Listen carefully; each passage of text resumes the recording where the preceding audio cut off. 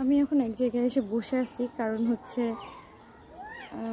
আমার ফোনে নেটওয়ার্ক নাই, কারোর সাথে যোগাযোগও করতে পারছি না। এবং আমি যে ব্লকে যেতে চাই সেই ব্লকও আমি ওইভাবে চিনি না, অনেক দূরের ব্লক তো।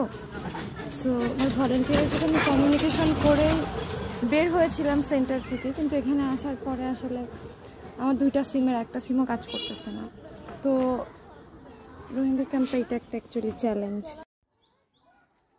আমি মাঝ রাস্তায় এসে এক জায়গায় অনেকক্ষণ বসেছিলাম, ভাবছিলাম কি করব।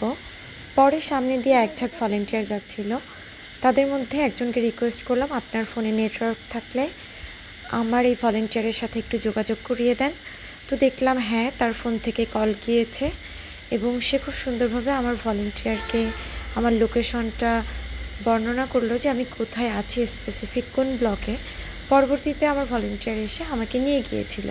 তো এই আপুগুলো আমার সাথে কুশল বিনিময় করছিল এবং অনেক দূরের ব্লকের পাহাড়ের উপরের ঘরগুলোতে যেতে গেলে মাঝে মধ্যে এই ধরনের নেটওয়ার্ক রিলেটেড প্রবলেম ফেস করতে হয়, যেটা অ্যাজ আ হিউম্যানিটেরিয়ান ওয়ার্কার হিসেবে বেশ চ্যালেঞ্জিং।